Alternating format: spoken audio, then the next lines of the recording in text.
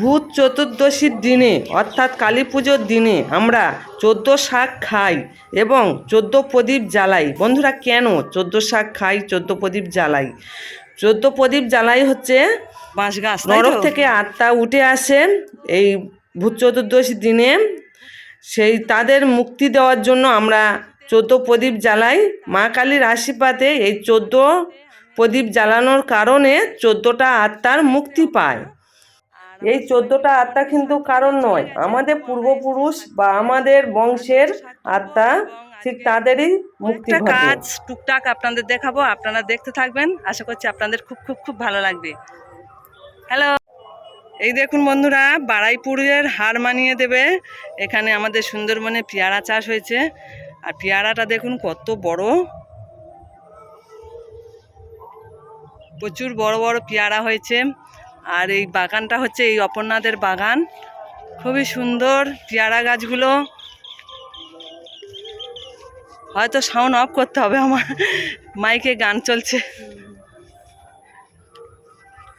এই দেখুন বন্ধুরা, সামনে শুভ দীপাবলি, শ্যামা পুজো এবং কালী পুজো।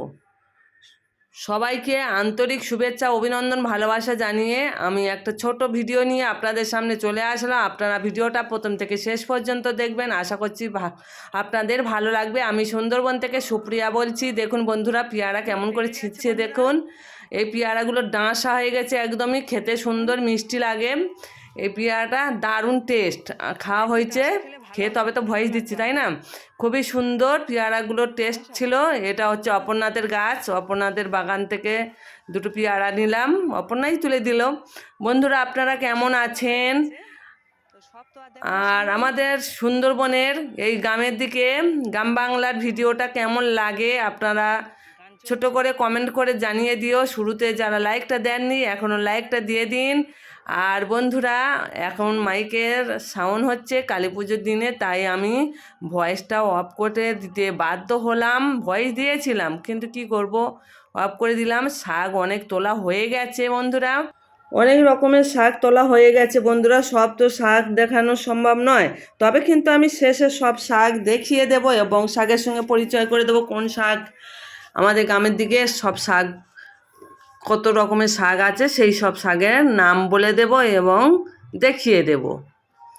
বন্ধুরা দেখুন, শাক, এই সাঁচে শাকগুলো আমরা বাড়িতে প্রায় সময় খাওয়া হয় এবং গরুর ঘাস হিসাবেও গরুর খাওয়ানো হয়। বন্ধুরা দেখুন, সুন্দর দৃশ্য, অপূর্ব দেখতে লাগছে। এখন মূলো গাছে ছোট ছোট পাতা হয়েছে, তাই কয়েকটাও মূলো পাতা নিয়ে নেব। এখানে কয়েকটা পালং শাক আছে, নিয়ে নেব। বন্ধুরা, এই অপর্ণা আছে, অপর্ণা তুলে দিচ্ছে আর আমি একটু ক্যামেরা করছি। বন্ধুরা, কেমন লাগছে বলুন? সুন্দরবনের চতুর্দিকটা আবার একটু ঘুরিয়ে দেখিয়ে দিলাম। ধান গাছে ধান হয়েছে, সব বাগান চাষ করেছে, চতুর্দিকটা খুব সুন্দর দেখতে লাগছিল।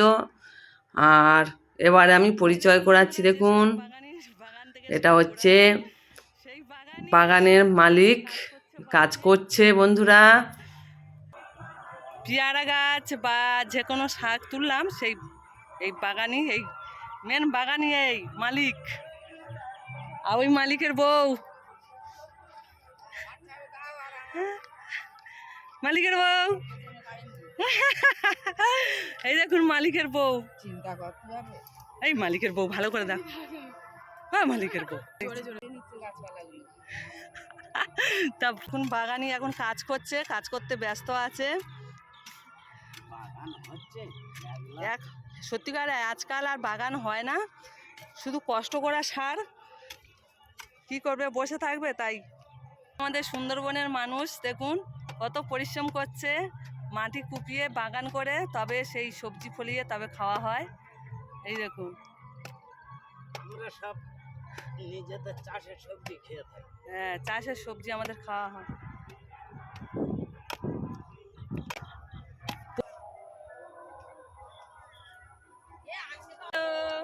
বন্ধুরা, এই দেখুন পেয়ারা বাগান।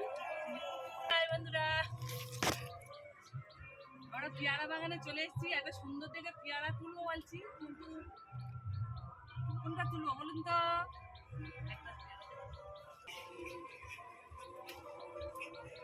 এটাও পোকা হয়েছে। এই দেখুন ডাসা ডাসা পাকা পাকা পেয়ারা তুলে নিয়েছি। বন্ধুরা শাক তুলে আমি বাড়ি চলে এসেছি। এবারে কি কি শাক তুললাম আপনাদের সঙ্গে শাকের সঙ্গে পরিচয় করে দেব যে আমি কি কি শাক তুলেছি। এই দেখুন বন্ধুরা, এইগুলো হচ্ছে সাঞ্চে শাক। এক চুবড়ি সাঞ্চে শাক কি দিয়ে ভাজবো, জামাইবাবু শুয়ে আছে কি বলে ডাকবো, সেই সাঞ্চে শাক তুলে নিয়েছি। পাশে দিলাম কলমি শাক, নোটে শাক, মানে এটা হচ্ছে ঘোড়া নোটে বলে অনেকে, অনেকে কুকুরে নোটে বলে, যে যে নামে বলে। তাহলে 3 রকম হলো। এটা পুঁই শাক। 4 রকম হয়েছে। এটা হচ্ছে যাদের ঘুম হয় না, যাদের ঘুম হয় না তারা এই সুজনি শাকটা তুলে খাবেন। অনেকে আমাদের এখানে বলে ঘুম শাক। এই শাকটা আপনারা তুলে খাবেন, যাদের ঘুম হয় না খুব ভালো ঘুম হবে। এটা হচ্ছে সুজনি শাক বা ঘুম শাক। এখন তো মানে পালং শাক আমাদের এখানে পাওয়া যায়নি, তাই সবে চারা ফেলা হয়েছে, সেখান থেকে একটা ডাল নিয়েছি নিয়ম রক্ষার জন্য। পালং শাক ছোট করে একটুখানি পাতা দেব। পাট শাক, এটা হচ্ছে চিচিঙে গাছের পাতা, চিচিঙে শাক। এটা হচ্ছে সর্ষে শাক, যে আমাদের এখানে মাঠে সর্ষে হয় সেই সর্ষে শাক। এটা হচ্ছে কুলেখাড়া বা আমরা বলি কুলপো শাক, অনেকে কুলেখাড়া বলে। একটা থালা হয়ে গেল, জানি না করকম হয়েছে, শুনতে থাকো। এটা হচ্ছে লাল নোটে, এটা হচ্ছে মূলো শাক। সাদা নোটে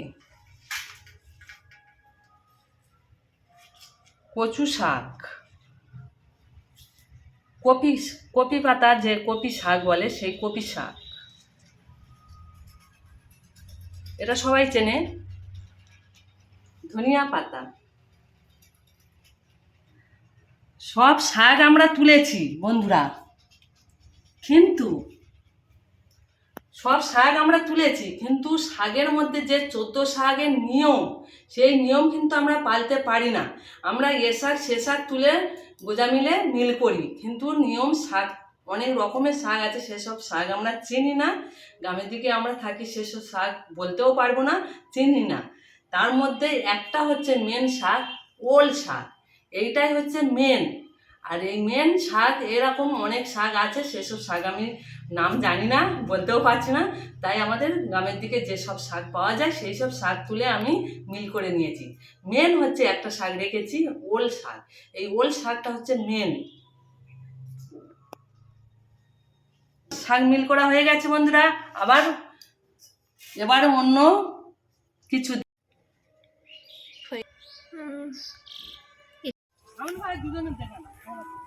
না। হ্যালো গাইস, এটা কি সুপ্রিয়া ময়রা?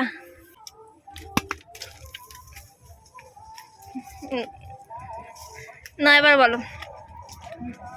আমি হ্যালো গাইস, তাকাবে তো।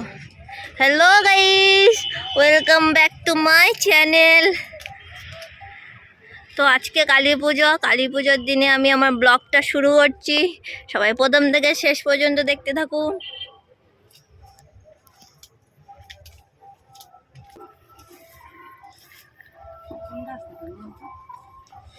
ইনি এখন ভেবে পাচ্ছেন না কোন গাছ থেকে কলা গাছের খোল কাটবে, তখন চিন্তা ভাবনা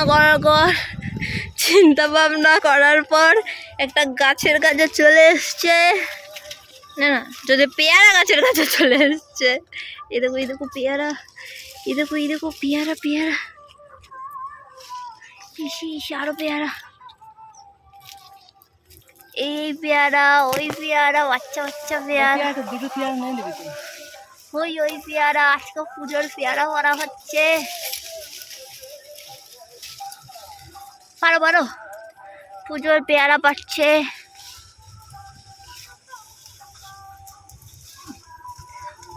আরো 5 ফুট লম্বা হলে অন্তত একটু কাজে দিত।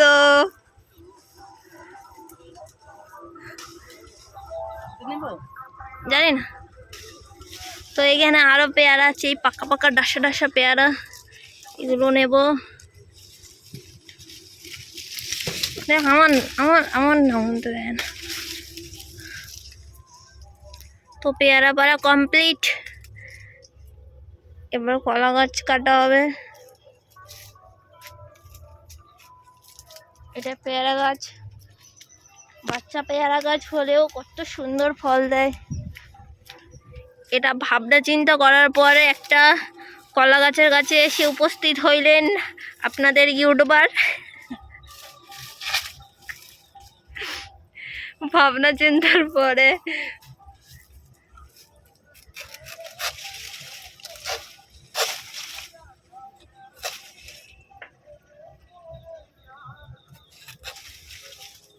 এখন চতুর্দশী আছে, অমাবস্যা লাগার আগে এই কলা গাছের খোল কাটতে হবে, আর অমাবস্যা লেগে গেলে কিন্তু কাটা যাবে না।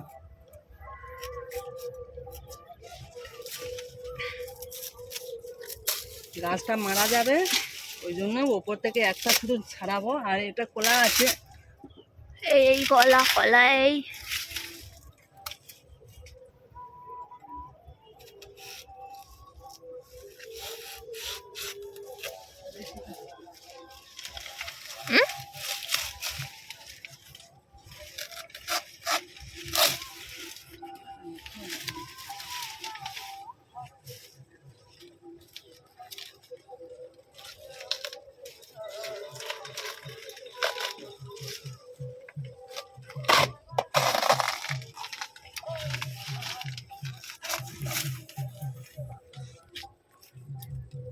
এটা কলা গাছের খোল খোল কাটা কমপ্লিট।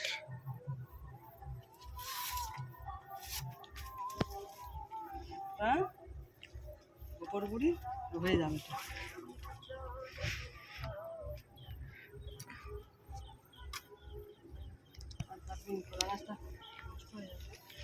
কলা গাছের খোল কাটা কমপ্লিট, এখন ইউটিউবার বাড়ি যাবে।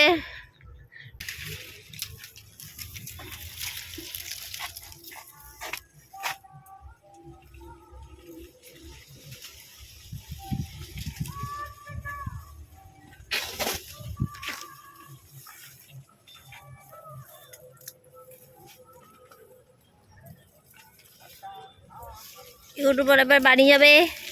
এবারে আপনাদের সঙ্গে পরবর্তী পর্বে দেখা হচ্ছে। ঘুতানি গরু, এর ঘুতানো অ্যাওয়ার্ড দিতে হবে। নাও। তুমি কি করো? এই তো কাদা তোলা হবে। ঘুরু গরু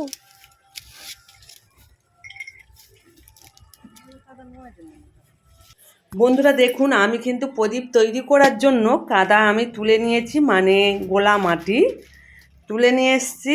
আর এই মাটিটা খুব সুন্দর করে একটু পরিষ্কার করে নিতে হবে, খোঁচা বা ঘাস থাকলে বেছে ফেলে দিতে হবে, এবং একটু তুষ দিয়ে আমি একটু টাইট করে ঠেসে নেব। খুব সুন্দর করে ঠেসে নিয়ে আর প্রদীপগুলো তৈরি করব। বন্ধুরা আমি যদি কাজকর্ম দেখাই আমাদের গ্রামের দিকে, প্রচুর প্রচুর বড় ভিডিও হয়ে যাবে বন্ধুরা, তাই ভিডিওটা অনেক কেটে কেটে কেটে কেটে ছোট করেছি। তাও অনেক বড় আছে বন্ধুরা, কিছু করার নেই, অনেকটাই বড় আছে। এখনও এর পরের পার্ট আমি রেখে দিলাম, পরে আবার আরেকদিন দেখাবো আপনাদের। কিন্তু আমি শুধু প্রদীপ তৈরি অবধি আপনাদের দেখাবো। তাই দেখুন না, ভিডিওটা অনেকটাই বড় হয়ে গেল বন্ধুরা। আর এই মাটির প্রদীপ তৈরি করে আমাদের এখানে 14 প্রদীপ পুকুরে ভাসানো হয়েছে, এবং আবার চতুর্দিকে বাতি দেওয়া হয়েছে, সব কিছুই আছে। আবার পরের পর্বতে আপনাদের দেখিয়ে দেব। আর প্রদীপগুলো খুব একটা ভালো হয়নি, কাদাটা খুব একটা ভালো নয়, তবুও যতটা পারলাম চেষ্টা করলাম প্রদীপগুলো তৈরি করার। আর এই দেখুন, এই প্রদীপটাও সুন্দর হয়েছে, খারাপ হয়নি, এই প্রদীপটাই ভালো হয়েছে। আর আমাদের এখানে সবাই মাটির প্রদীপ তৈরি করে পুজো করে। আর আমাদের এখানে প্রদীপ কেনা পাওয়া যায়, তবে বাড়ির কাছে কাদা আছে, হাতে তৈরি করে নিই। আর এই কাঁচা প্রদীপ তেল দিয়ে জ্বালালে তেলটা কম যায়, আর শুকনা প্রদীপে তেল দিলে তেলটা চুষে যায়, মানে কমে যায়। আর জল দিয়ে গাটা একটু সুন্দর করে পালিশ করে দিলাম। আমার ভিডিওটা এতক্ষণ ধৈর্য সহকারে যেসব বন্ধুরা দেখছেন, কেমন লাগলো আমাদের গ্রামের দিকে? আমাদের গ্রামের দিকে কাজকর্ম প্রচুর, আরও অনেক কাজকর্ম আছে। আমি যদি প্রত্যেক দিন কাজকর্ম দেখাই, প্রচুর কাজ আছে। এর পরের পার্ট নিয়ে আবার চলে আসছি। এখন টাটা।